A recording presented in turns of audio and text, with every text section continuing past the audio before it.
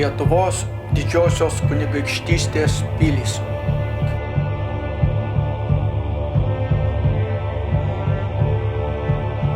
Dinaburgas. Jis yra 17 km į rytus nuo Daugpilio Dauguvos aukštupių.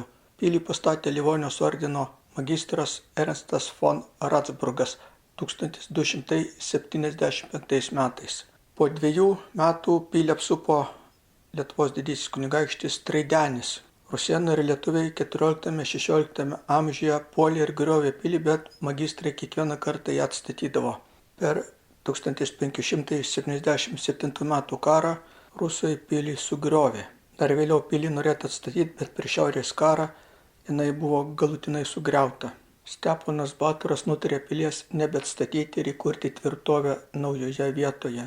Gyvenvietė po apgulties buvo perkelta 19 km pasroviui žemiau prie Dauguvos į dabartinę Daugpilio vietą. Po pirmojo Lietuvos didžiosios kunigaikštystės padalinimo, kai Latvija atiteko Rusijos imperijai, 772 metais caras Aleksandras I liepė statyti tvirtovę. Tikintis sustiprinti vakarinę imperijos sieną, statybos prasidėjo 810 metais.